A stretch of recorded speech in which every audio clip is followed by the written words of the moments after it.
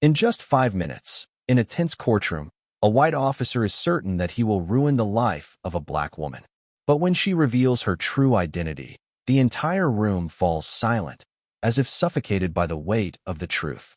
Will the reality behind those handcuffs be enough to expose a system that has been rotting for years? At 10:42 a.m., the heavy double doors of courtroom 4B creaked with a sharp, dry sound before closing, allowing the last of the spectators to squeeze in, their faces tense with anticipation.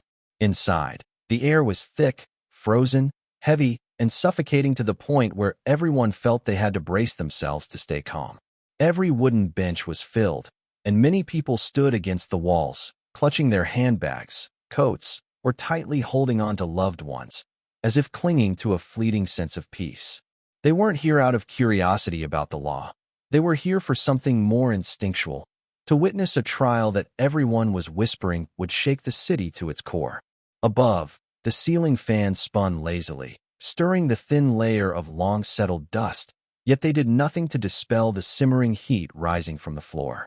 On one side of the room, the white police officer, Noah Callahan, sat behind the prosecutor's table, arms crossed over his chest, his gaze as cold as steel. He wore the confident, almost arrogant look of a man who believed he was about to win a fixed game.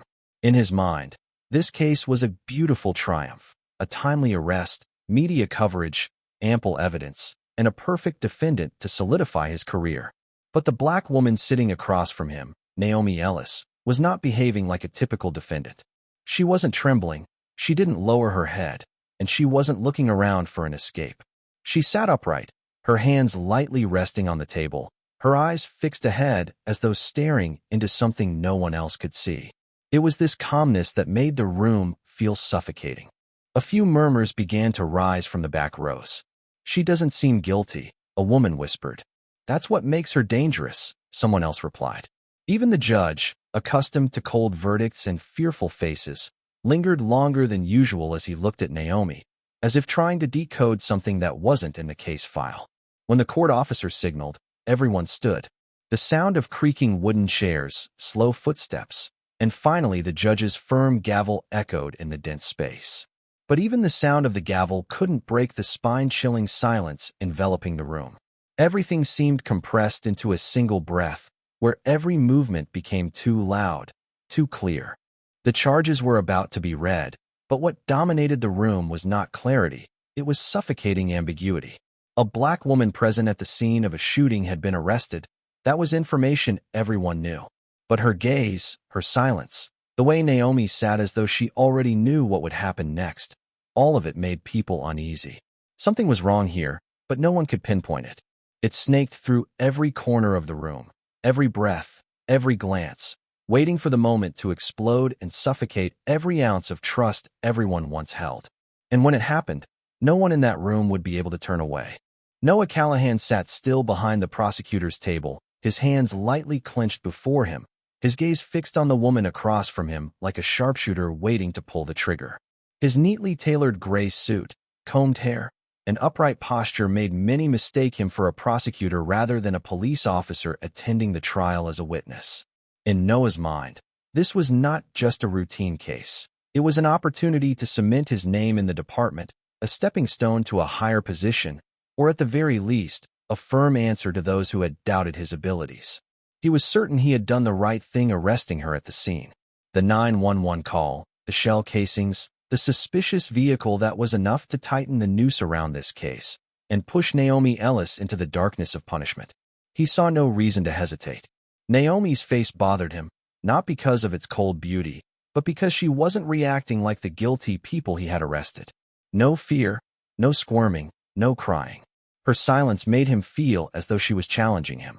Deep down, Noah thought to himself, "She's playing a big game, but I will be the one to call her bluff." Naomi Ellis sat motionless at the defense table, her form as if chiseled from stone, with no unnecessary movement. She didn't lower her head, didn't glance around, and paid no mind to the scrutinizing gazes from behind her or the taut, piercing looks from the prosecution. Everything about her exuded a chilling stillness that made the air in the room tense. Naomi's eyes held neither anger nor fear, only a vast, unfathomable depth, a place where all emotions seemed locked away long ago. She wasn't trying to prove anything. She simply sat there, allowing all judgment to fall into the silence surrounding her. This demeanor unnerved many in the courtroom. Some even felt a touch of fear, as if they were staring at a mystery too great to comprehend. A black woman accused in a shooting incident, dragged into the heavy machinery of justice. Yet she sat there as if everything had already been decided for her. And that silence, that stillness so cold it cut through the air, had plunged the entire room into an eerie quiet. No one spoke, no one dared to breathe loudly, as if any sound might shatter something that was about to break. The sound of paper rustling reverberated sharply through the thick silence as the court clerk stood up. His hands trembled lightly, aware of the weight of the hundreds of eyes that were now fixed on him. With a mechanical clearing of his throat, he began reading the indictment in a flat, monotonous tone, but each word, each syllable, seemed to slice through the thick, suffocating air of the courtroom like a cold blade, tightening the grip on everyone's chest. Naomi Ellis, 36 years old, is charged with being present at the scene of a shooting that occurred at the Maplewood neighborhood.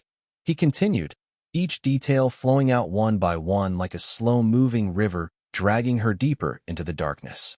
The words seemed insignificant, almost clinical, yet each one edged her closer to the chair that had been reserved for the guilty. In that moment, the entire courtroom seemed frozen in time, as though each person had been caught in the grip of a single, collective breath. No one moved, no one dared to glance at their neighbor, as if looking away would make them complicit in the crushing weight of the moment. A child in the back row, too innocent to understand the magnitude of what was unfolding, accidentally dropped a pen. The small sound echoed through the silence, sharp and sudden, like a dry bullet shot in the dead of night.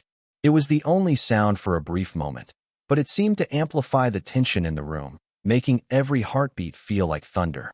Then the indictment continued, its cold, indifferent voice only growing louder, more insistent. Suspicious behavior possibly related to a serious criminal act. These words were heavy. Each one felt like a nail being driven deeper into Naomi's fate. And then, as though to punctuate the final blow, a woman in the crowd, her face weathered with age and experience, could no longer contain her emotions. Tears welled up in her eyes, and she began to sob quietly, her handkerchief trembling as she held it to her face. The soft sound of her crying seemed to be the only thing human in the room, a stark contrast to the mechanical, emotionless tone of the clerk's voice. At that moment, it wasn't just a trial anymore. The courtroom had transformed into something darker, more visceral, a place where words were weapons, where every phrase had the power to strip someone of their dignity, their future, their very humanity. Naomi sat there unmoving as the words continued to fall like stones in a well that would never reach the bottom. The crowd watched in stunned silence, the weight of the proceedings pressing down on them, suffocating them in a way they hadn't anticipated. Naomi's stillness was unsettling. Her silence spoke louder than any outburst, louder than any accusation. Her composed demeanor, her unblinking gaze as she sat with hands resting lightly on the table, seemed to challenge the entire room. She wasn't begging for mercy. She wasn't pleading for sympathy. She wasn't crying. She simply existed in the middle of it all, the eye of the storm, as the hurricane of judgment swirled around her. The courtroom had become a place of judgment, yes, but it had also become a place of hopelessness. The verdict seemed inevitable, the weight of the charges pressing down on her like a suffocating fog. Everyone in the room, from the judge to the spectators, knew the outcome before the trial had even started. Naomi Ellis was about to be swallowed by a system that had already made its decision. No one dared to speak, no one dared to move. The indictment continued, the words falling like a metronome counting down to a future that was already written. She's about to be devoured. Those words echoed in the minds of everyone present, a dark thought that hung over the room like a cloud that would never dissipate. And as the clerk reached the end of the indictment, the room seemed to hold its breath, the anticipation and dread thickening the air, as if they were all waiting for the final, crushing blow to land. But then, as the clerk's voice fell silent, a strange thing happened. Naomi Ellis didn't flinch. She didn't cower. She didn't look away. She simply sat there, unwavering, a woman who had already accepted her fate or perhaps had never believed that she had any other choice. And in that moment, the courtroom held its breath, waiting, watching, wondering what Naomi Ellis would do next. Would she speak? Would she fight back?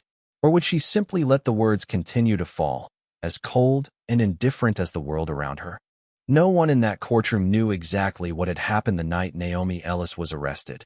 But as the indictment concluded, the silence lingered, as if everyone was trying to reconstruct each moment of that night. The night when a woman's life was dragged through the dust and flashing lights of a distorted justice system.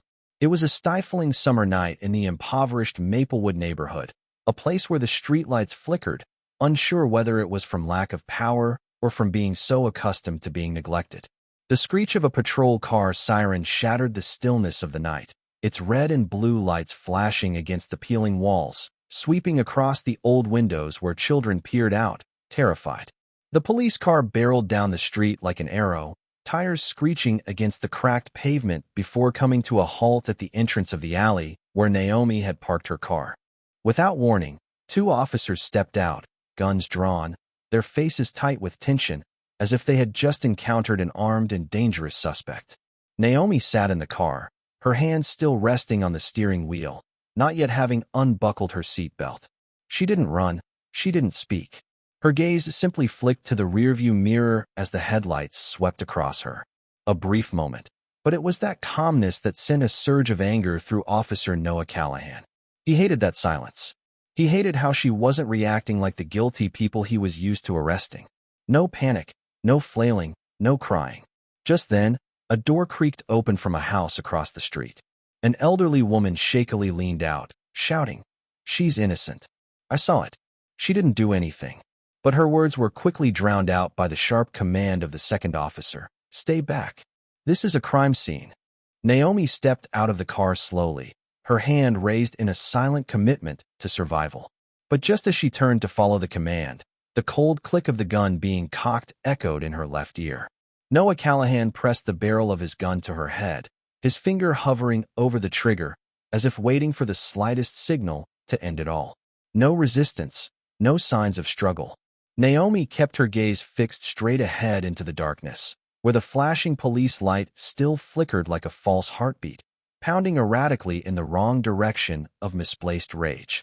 A shout pierced the silence from the end of the alley, slicing through the night. "She's innocent. I saw it clearly. She didn't do anything." A middle-aged woman leaned out from a second-story window, her hand trembling as she filmed the scene. The camera flash flickered in the dark like lightning, signaling a storm.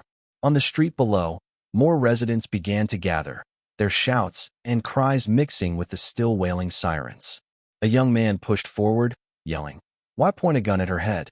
She's not resisting." But all of it was ignored. The female officer, Leah Monroe, stood beside Callahan, casting a cold glance at the crowd. "Step back. This is an active investigation. Anyone filming will be charged with obstruction." No one dared to move closer, but none of them turned away either.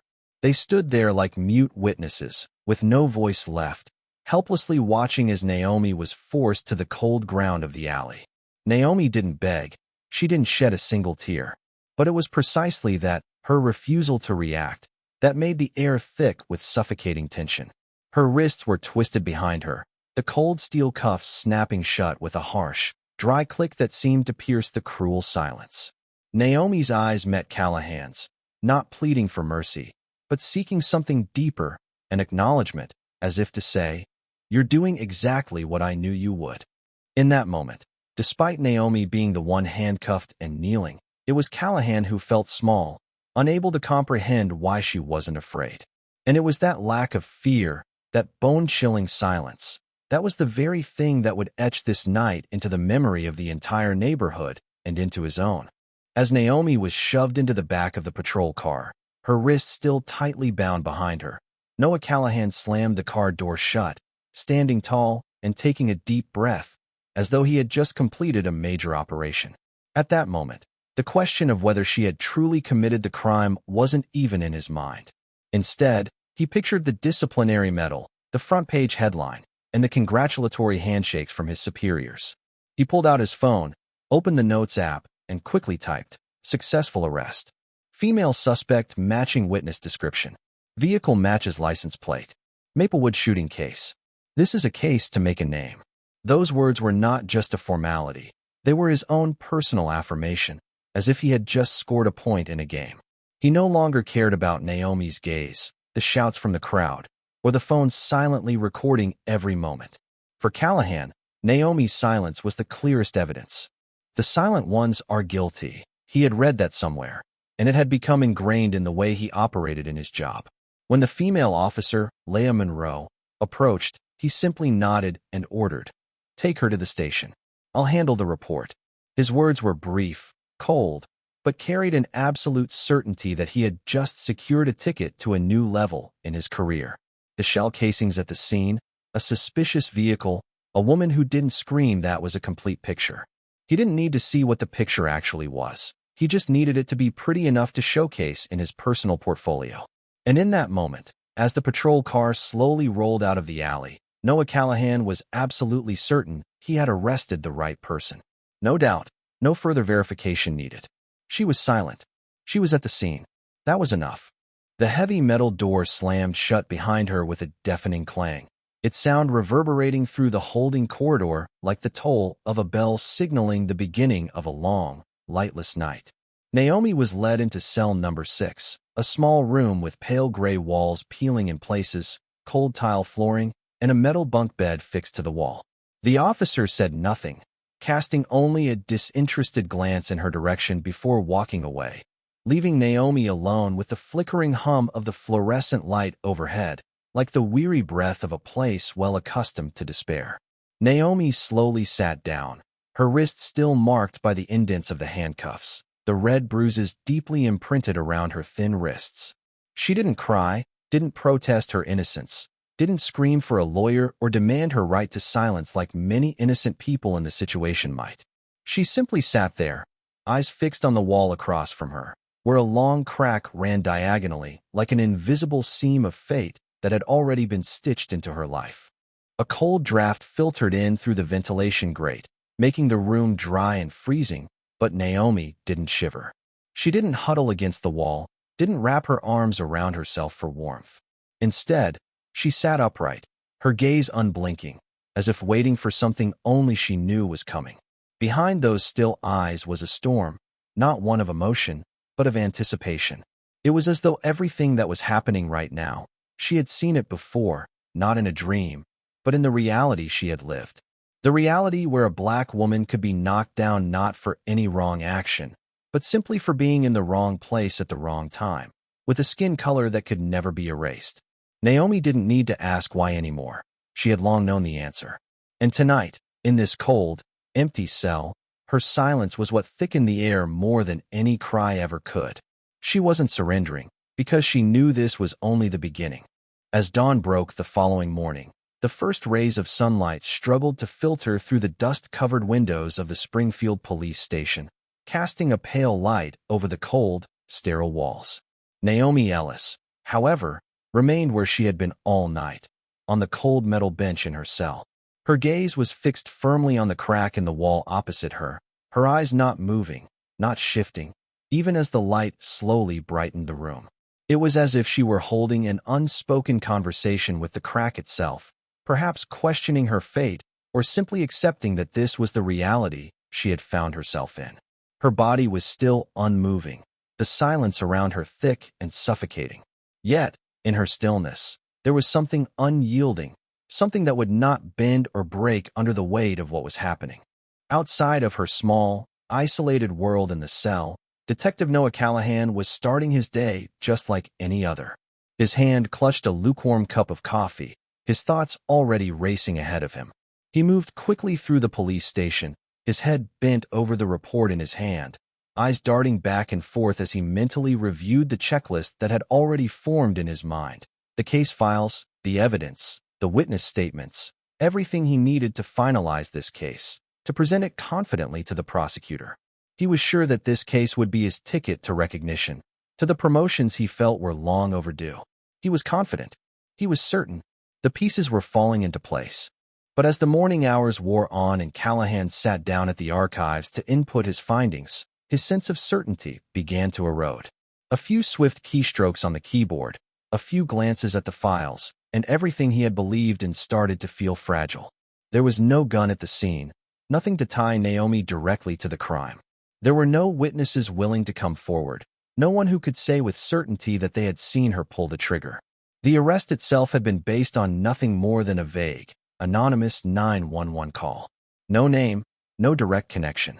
The only thing that remained was Naomi's presence in the area. She had parked her car there after a long day's work. But that was it. A car, a call, a woman caught in the crossfire of an investigation with so little to back it up. Callahan sat back in his chair, feeling a knot form in his stomach. His eyes darted down to the only remaining note in his report. Male voice, unidentified, call from a pay phone. That was the entire lead. A voice, a call, nothing concrete. No evidence, no physical confirmation. His chest tightened as his fingers hovered over the keys, but no answers were coming. His mind tried to hold on to the familiar sense of control, the confidence he had built up over the years, but it was slipping away from him. He could feel it creeping in like a cold wind slipping through the cracks of a wall. His thoughts began to spin as the pieces he had once felt so sure of started to unravel. He leaned forward, his elbow propped on the desk, his hand rubbing his temples in frustration. He was trying to chase away the confusion, the doubt that was slowly seeping in. Every case starts with a small clue, he told himself, repeating the mantra he had lived by for years. But even as he said it, the words felt empty. This case didn't feel like the others. This case didn't make sense. The evidence was too thin, too fragile to support his certainty. Naomi's arrest had felt justified in the heat of the moment. But now, sitting here with the file in front of him, he couldn't shake the feeling that it was built on nothing more than assumption, a house built on wind. And at the center of that crumbling house was Naomi Ellis, still sitting in her cell, offering no defense, no cries for help, no pleas for mercy. Just silence. It was her silence that gnawed at him. It was the silence of someone who didn't fear what was happening to them, someone who wasn't begging for their innocence to be heard. Naomi had not cried. She had not screamed. She had simply sat, eyes fixed on a crack in the wall as if it were her only witness. Callahan couldn't understand it. If she were guilty, she should be afraid. She should be pleading. She should be showing signs of panic, of desperation. But she wasn't. And if she weren't guilty, if she were truly innocent, then he was standing on the wrong side of this investigation, a wrong side he had never thought he would be on. The question suddenly lingered in his mind, quiet at first, like a whisper, but growing louder with each passing moment. Could I have arrested the wrong person? It was the first time since he had started this case that he questioned his actions, the first time that doubt crept in. Callahan had always prided himself on being certain, on being sure, on knowing the right answer before anyone else. He had never been wrong before, or so he had convinced himself. But now, with the weight of the evidence in front of him, with the empty space where solid proof should have been, the question lingered like a shadow he couldn't shake. He looked back at the case file again, staring at the thin, fragile paper as if it might provide him with the answers he was desperately seeking. But it remained silent, just like Naomi Ellis. And in that silence, he realized that the question had already been answered for him. This wasn't about the case anymore. This was about him. And if he had gotten it wrong, what would that mean for everything he had believed in? Before Callahan could let the doubt settle, he heard the hurried footsteps of Leah Monroe approaching down the hallway. She didn't speak, only holding out a small USB drive and giving a brief nod. There's video from the convenience store. The angle isn't great, but it's enough to take a look. Callahan said nothing, rising to his feet quickly as he followed her into the digital room. Inside, his emotions were a mix of anticipation and anxiety. Part of him wanted confirmation of his initial judgment, while another part silently hoped there might be something, a mistake perhaps, something that could ease the weight that was growing heavier in his chest. The screen flickered on, and the nighttime footage appeared, grainy from the old camera, but still clear enough to show a black sedan parked by the side of the road. It was Naomi's car. The timestamp at the bottom left of the screen showed clearly, just minutes before the 911 call was made. Naomi appeared in the frame, walking briskly from the car, empty-handed. She walked a few steps, then stopped abruptly, looking off in the distance. Then she suddenly crouched down, an instinctive reaction to the sound of gunfire. There was no audio, but the movement alone was enough to convey that she had heard it. "Is she running?" Leia murmured, her eyes never leaving the screen. Callahan clenched his fist on the desk, his palm cold with sweat. The video continued. Naomi crouched low against the side of the car, then slowly retreated toward the driver's seat. No weapon, no sign of someone chasing anyone. She was just trying to protect herself from something, or someone, that didn't appear in the frame.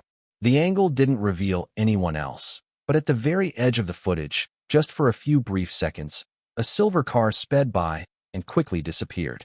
Callahan reached for the mouse, rewinding the footage, slowing it down, his eyes glued to the shadow that passed by. A silver sedan. No license plate, no clear view of the driver. But it could be the real person involved in the shooting. He leaned back in his chair, feeling the collar of his shirt tighten and the cold chill creeping down his spine. The image of Naomi with a gun pressed to her head flashed vividly in his mind. She had crouched down. She had tried to run. And he, the one who had been certain he was serving justice, might have made a mistake from the very first moment. But if that were the case, why had the anonymous call specifically named Naomi? Who was behind it? And what was their motive? The question hammered relentlessly in his mind, echoing in the dark room, the only light coming from the flickering screen like a wound that had yet to dry. Callahan sat silently in the surveillance room, the light from the screen casting a harsh glow on his face, making his features appear ashen, though his eyes remained fixed, struggling to retain their usual hard edge. The images from the video kept replaying before him. Naomi crouching, shielding her head, ducking away from bullets, not pointing a gun or attacking as he had initially imagined. Leia stood beside him, quiet, but her gaze no longer held the certainty of a colleague who believed they were on the right side. The air in the room felt suffocating, as if the oxygen had been drained, and Callahan suddenly found himself struggling to breathe the way he always had. He stood up abruptly, pacing back and forth as if trying to find a reason to dismiss the truth unfolding before him. "It's impossible. I saw her eyes. She was like hiding something." His voice cracked, dry, as though he was trying to reassure himself more than anyone else. He vividly remembered the moment he arrested Naomi, the way she hadn't said a word, hadn't panicked, hadn't begged for mercy. Her silence had felt like a challenge, and that chilling control over herself had made him unconsciously believe that she was playing a role, and playing it well. Maybe she didn't shoot, but who knows? Maybe she handed the gun off to someone else. Maybe she's an accomplice? Callahan muttered, the theories tumbling out like dull knives trying to break through the wall of truth that was becoming increasingly apparent. He didn't want to admit he had made a mistake, not because of his pride, but because if Naomi were innocent, then he, the one who had pressed a gun to the head of an unresisting woman, who had remained silent in the face of the neighborhood's cries for help, was guilty. And that truth, it was too difficult to swallow. Leia looked at him, wanting to say something, but ultimately stayed silent. She knew that right now, Callahan wasn't ready to face the truth. He wasn't ready to admit that his faith in the system, in his instincts, in his police intuition, might have led him to an irreversible mistake. But the images, they didn't lie. And no matter how hard Callahan tried to hold himself together, the lingering doubt began to eat away at the fragments of logic he had clung to since the case had begun. And that was just the beginning. After leaving the surveillance room, Callahan returned to his desk with a heavy heart. He opened the case file again, for the 10th time that day, flipping through each page as if searching for a detail he had missed or any evidence that might allow him to cling to his original instincts. But every number, every note, now felt like an unanswered question. Naomi Ellis still sat in the holding cell below, silent as a blank page, while everything around her became increasingly murky. Callahan felt as if he were standing on a swaying bridge in the wind, his mind unsteady and his trust beginning to crack. However, while he was trapped in his loop of doubt, just a few blocks away, in a small park nestled between the residential streets on the south side of the city, Naomi sat quietly on a weathered bench. Her hands were clasped in front of her, eyes fixed on the trees shedding their leaves. The afternoon sun cast long shadows over the grass, and everything around her seemed eerily calm. If not for the woman in the simple black coat walking toward her, no one paid attention to the meeting. They had chosen the right moment and the right place. The woman was no stranger to Naomi. It was Agent Grace Whitmore, a member of an internal investigation unit from the FBI. She sat down beside Naomi without any greeting, only letting out a soft sigh before pulling a small envelope from her bag. "We've received your report, but that arrest, it wasn't part of the plan." Naomi nodded slightly, unfazed, unhurried. "I know, but I couldn't explain myself without drawing their attention. I needed the case to be fabricated to cover my true identity." After a pause, Grace turned to face Naomi directly. "And you're willing to wear the cuffs, risk being charged, to protect this operation?" Naomi didn't respond. She only looked toward the children playing in the distance, her voice lowering like someone carrying an old scar within. "I've seen innocent people get crushed because no one stood up. If I stand up, I can't ask for safety." Grace's gaze softened. She understood that Naomi wasn't just a source of information. She was a key figure in the investigation against a criminal network with ties to the police force itself. And if Naomi's identity was exposed, the entire operation would collapse like a bloody domino effect. "We're tracking a name within the police department, likely the one who set you up. But we need more time," Grace said quickly. Naomi nodded, her eyes calm but chillingly deep. She knew the moment she had set foot in the police station that night that she had thrown herself into the enemy's arms. But if what she was offering could save the communities that had been neglected, then it was worth it. And now, the upcoming trial would be where everything would begin to surface. The afternoon breeze gently rustled through the tree canopies, casting soft shadows across Naomi's serene face, while Agent Grace sat still beside her, absent-mindedly toying with the envelope of unopened files. "Dante Vega and his gang are worming their way into every corner of the system," she whispered, as if afraid the very air could listen. Naomi nodded, her eyes fixed on the view in front of her. She knew that too well, because she was the one who had infiltrated the communities that Vega used as his trafficking routes. She had posed as a volunteer program worker to gather intel, quietly documenting every dirty money trail, every instance where local police officers were shaking hands with criminals. The bribes, the cover-ups of evidence, the tampered reports, she had collected it all, filed it, and sent it straight to Grace's investigative team for nearly a year. And then, in just one night, all that work nearly vanished. Naomi's arrest wasn't an error, wasn't just some misunderstanding. It was a calculated counterattack. The anonymous tip that led to her arrest had been set up in advance, a plan designed to eliminate her from the game before she could expose the officer who was working with Vega from inside the police department. Grace clenched her fist, her voice dropping to a low whisper. "We suspect that someone within your team discovered your true role. If your identity is exposed, it won't just be you who's in danger. Every witness, every family you've helped, will be dragged into this." Naomi didn't turn to face her, but her jaw tightened slightly. The faces of the children she'd counseled, the single mothers she'd helped register for support, the impoverished residents in the slums who trusted her, all flashed through her mind like a slow-motion film. One word, 1 second. If she stepped forward and shouted, "I work for the FBI," everything would end immediately. But with that, those who couldn't protect themselves would be hunted down, silenced, even made to disappear without a trace. And for that reason, she had accepted the gun pressed to her head by Callahan, accepted sitting in a cold solitary cell, accepted being viewed by the world as a criminal. Because there was a greater truth. Because of those who had no voice. Grace understood that, and in that moment, neither of them said anything further. They simply sat there in the quiet park, as if they were guarding a secret too big to be spoken aloud. 3 days after the secret meeting in the park, Naomi returned to her work at the Horizon Community Fund as if nothing had ever happened. No gun pressed to her head, no cold solitary confinement in the heart of the Springfield police station. On the outside, she was still the dedicated project coordinator, neatly dressed in a neutral office suit, offering a calm smile to everyone around her. But beneath that composed exterior was a storm controlled by the iron will of a woman who knew the stakes. Every step, every word, every gesture was calculated, because Naomi knew that each day of freedom brought her closer to exposing the underground network that had been manipulating the city. That afternoon, at the rear of a local cultural center, the Horizon Fund hosted its annual fundraising event to support scholarships for underprivileged children in the Maplewood area, the the very place Naomi had been arrested. The event attracted hundreds of people, from philanthropists and teachers to local politicians and even television reporters. Long tables were covered in white cloths adorned with country-style vases and scented candles.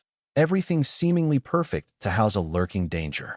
Naomi stood near the small stage, bending down to talk with a young girl about her scholarship application, when suddenly, a sharp sound of shattering glass pierced the air from the side gate. A panicked shout, and then everything descended into chaos. A tall man wearing a hooded jacket and a black coat stormed into the event grounds, holding a handgun, his face as cold as stone. For the first few seconds, no one believed it was real until he aimed the gun directly at Naomi, and the crowd's screams erupted in terror. People started yelling, pushing each other as they rushed to escape. The sound of breaking glasses, falling chairs, and shoes skidding across the pavement created a cacophony of chaos, like a broken symphony. Naomi stood still, her eyes in that moment not filled with panic, but instead, there was a deep awareness, as if she had known this would come, and she was ready. This was no longer a quiet investigation. This was a cold-blooded warning that the enemy was growing impatient, and they would not stop until Naomi was silenced permanently. But what they didn't know was this. Naomi had never backed down, not when there were people to protect, not when justice was still a choice. The scream had barely died down when the gun in the stranger's hand rose, the barrel trembling slightly under the yellow lights of the event. His gaze was locked onto Naomi, as if marking the end of something, as if the death sentence was being sealed in the midst of the panicked crowd. But just as the gun was about to fire, a figure shot out from the edge of the stage, as powerful and sudden as a piercing strike into the suffocating space. It was Noah Callahan, not in uniform, not displaying a badge. Noah was simply a man who had begun to see the cracks in the old foundation of his beliefs. He was also the only one in the crowd who recognized what was about to happen before anyone else. He didn't think. He didn't hesitate. His legs moved before his mind, charging toward Naomi, his body becoming a living shield between the cold barrel of the gun and the woman he had once treated as a criminal. The gunshot rang out, tearing through the air like a lightning strike on a clear day. All sound was suddenly smothered in an endless moment of silence. Naomi couldn't react. She only felt a powerful force pull her backward, then saw Callahan's tall form collapse in front of her, his arms still outstretched, shielding her from the bullet. Blood soaked through his light-colored shirt, dripping onto the cement floor amidst the fallen flowers from the overturned decorations. The man with the gun was quickly subdued by security and some guests who were former military personnel, but Naomi could only see Callahan.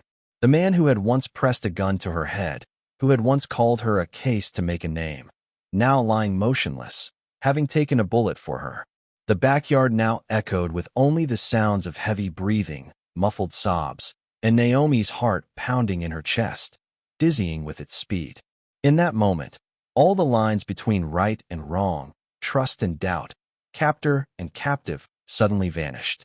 There was only one truth left. A man had risked his life to protect someone he had once condemned, and that had changed everything. After the first shot, everything erupted into chaos. The table nearby was hurled backward, sending glasses and bottles crashing to the ground, splintering and scattering their contents across the concrete like shards of a broken world. The air was filled with the cacophony of panicked screams, the sound of frantic footsteps, and the sharp, jarring noises of destruction. The attacker, though partially restrained, continued to thrash violently, gripping the gun with desperate hands, aiming it once again toward Naomi. A security guard, his face twisted with urgency, lunged forward, knocking the man to the ground. The sound of boots pounding the floor, chairs toppling over in the frenzy, and the violent jolt of electric wires caused the overhead lights to flicker wildly, casting long, erratic shadows across the chaotic scene. Naomi, still stunned from the abrupt fall when Callahan had pulled her to the ground, found herself trapped in a world that seemed to slow down yet move with the speed of a hurricane. Her mind raced, but everything around her felt surreal, as if she were watching a nightmare unfold in slow motion. She could see it all, the blood soaking through Callahan's shirt, the flash of terror in the eyes of the man with the gun just before he fired, and the frantic faces of the children she had once protected, now paralyzed by fear. She could hear their cries, their desperate shouts of confusion, but it all sounded distant, muffled by the roar in her ears. Just seconds later, the attacker was fully subdued.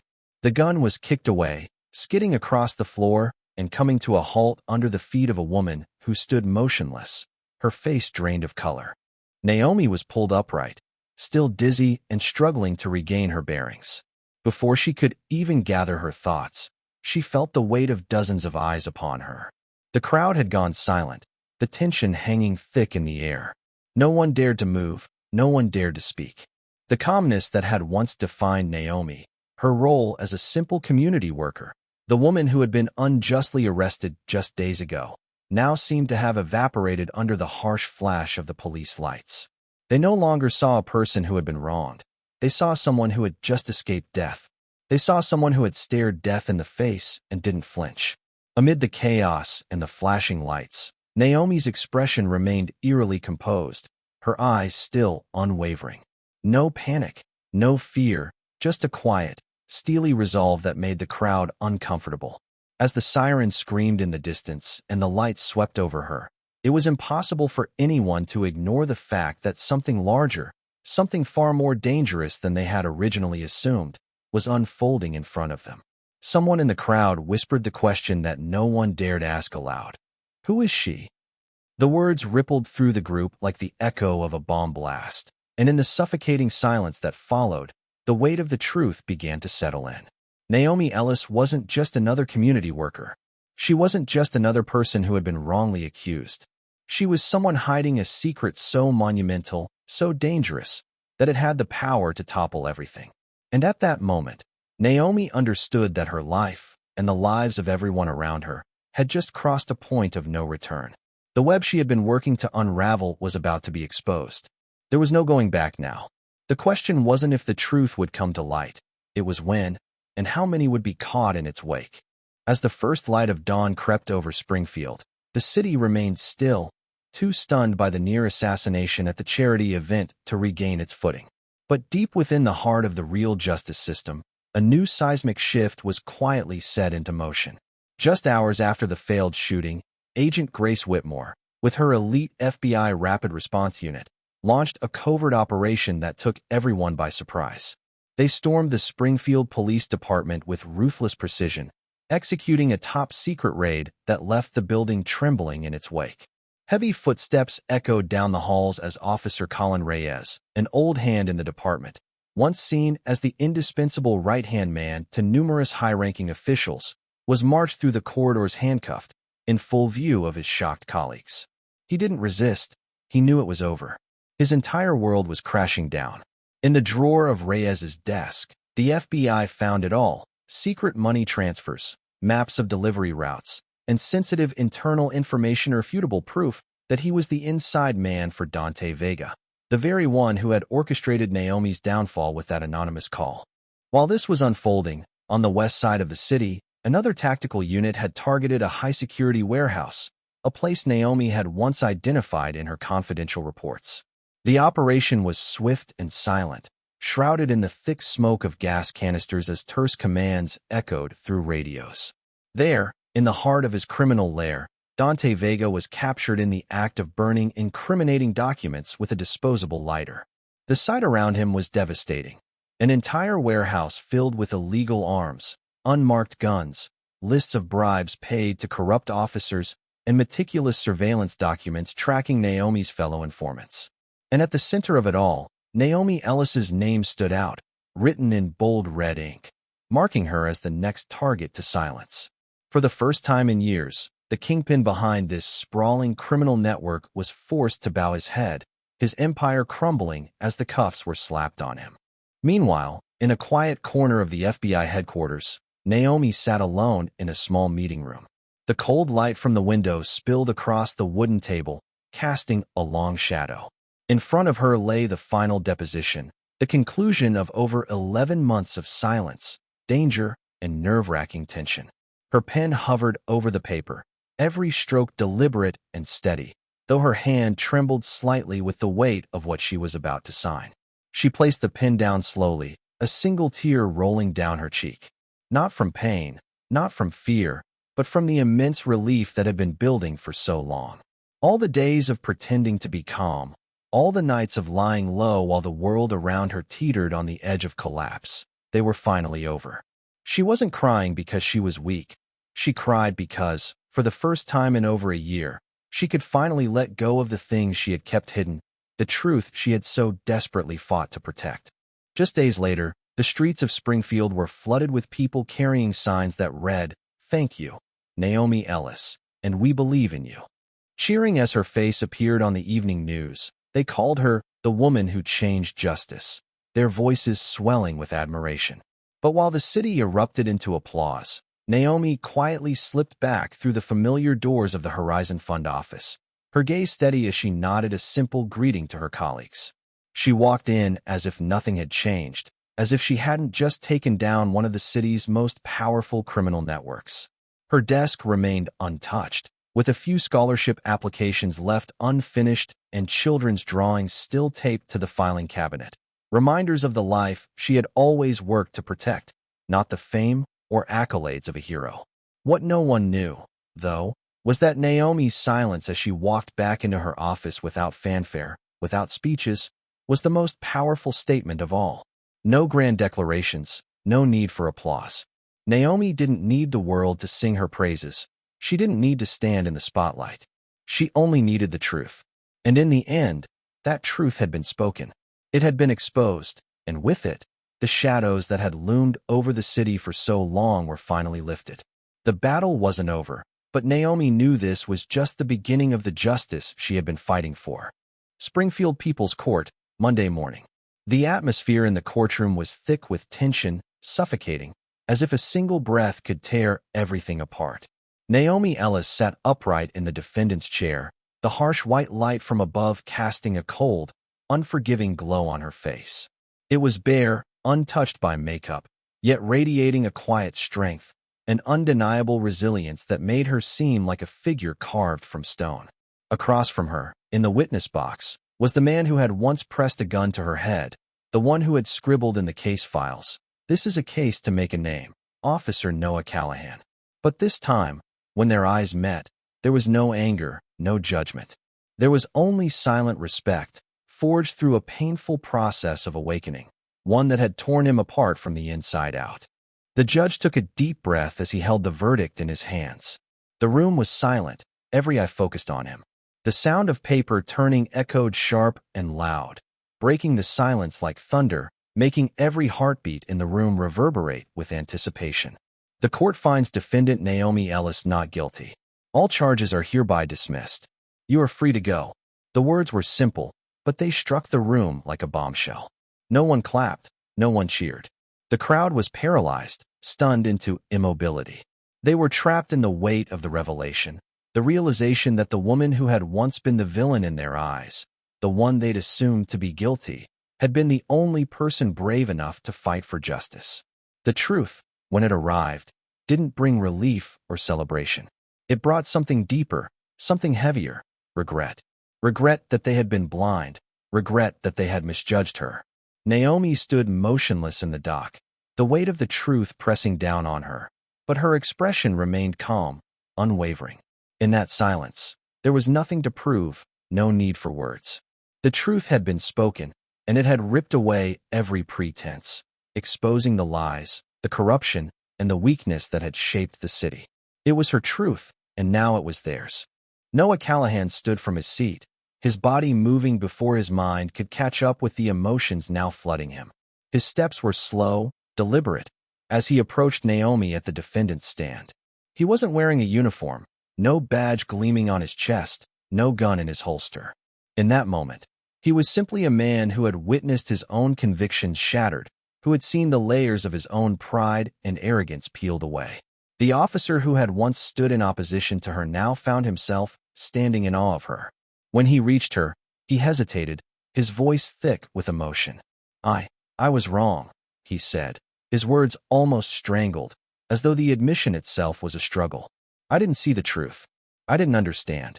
He choked on the words. "But you are the bravest person I've ever met." Naomi looked at him, her eyes softer than they had ever been before, but there was no anger, no bitterness, only the quiet acknowledgement of a battle fought and won. Her gaze was steady, no longer cold and guarded, but calm, like the surface of a lake after a storm had passed. She didn't need to speak. There was nothing left to say. Her nod was slow, deliberate, a simple gesture of forgiveness, one that didn't require explanation, one that didn't need to be justified. In that moment, she understood something deeper than words could convey. She had faced the worst of it, and yet here she was, standing strong, unbroken. As she turned and began to walk away, there was no fanfare, no applause, no reporters for interviews. The weight of the world had shifted, but no one was there to greet her with the recognition she deserved. Instead, Naomi walked out of the courtroom with nothing but her own strength, her own sense of purpose guiding her. The sound of her footsteps was the only thing that filled the air, slow, deliberate, each step echoing down the long corridor like a heartbeat. She was leaving the place that had tried to destroy her, but she was not walking away in defeat. She was walking away with her head held high, a warrior who had faced the darkness and emerged into the light. As the doors to the courtroom closed behind her, the silence was deafening. It wasn't the silence of a victory won with applause. It was the silence of understanding, the kind that settles deep within the soul. Outside, the streets were flooded with people holding signs that read, "Thank you, Naomi Ellis, and we believe in you." They cheered her name, calling her the woman who changed justice. And yet Naomi, the very woman who had fought for the truth, remained unnoticed by the crowds. She didn't need the accolades. She didn't need the recognition. What she needed had already been given. The truth had been spoken, and the truth had set her free. As she returned to the Horizon Fund office, her pace steady, her expression unchanged, she knew this was not the end. The fight wasn't over, but for the first time in a long while, she allowed herself a moment of peace. She entered the office, her desk still cluttered with scholarship applications, children's drawings, and reminders of the work she had always been committed to, the work that had never wavered, even in the darkest of times. And in that silence, in that simple return to normalcy, Naomi Ellis found the one thing that had always mattered, the truth. And in the end, that truth had been enough to change everything. In a world full of chaos and fragile trust, the story of Naomi Ellis reminds us that the truth, though often smothered in darkness, will always find its way back to the light if someone is brave enough to stand up for it. Never judge someone solely by their outward appearance or by their moments of silence. There are those who quietly carry the weight of justice, not seeking titles or applause, but simply living true to their values. And if you ever feel too small to make a difference, remember one woman, once shackled in the dead of night, made an entire system bow its head. Always believe in goodness, even when it causes you pain.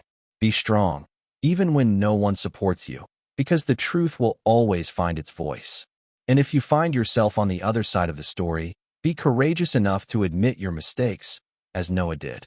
Because maturity is not about never being wrong, but about having the courage to correct your wrongs once you understand them. Life is not measured by the victories we achieve, but by the times we rise from the rubble, continuing forward quietly, resiliently, and with dignity. Thank you for joining us on this powerful and emotional journey. If this story touched your heart, made you reflect, or simply reminded you of the strength it takes to stand up for what's right, then you've just witnessed the kind of story we live to tell. At Emotional Journey, we're committed to sharing voices that matter, unveiling truth behind silence, and reminding the world that justice sometimes begins with just one courageous soul. If you found meaning in this story, please consider subscribing to our channel. Like, share, and help us bring more voices out of the shadows. Your support keeps these stories alive and helps inspire change, one heart at a time. Thank you. Stay brave. Stay human.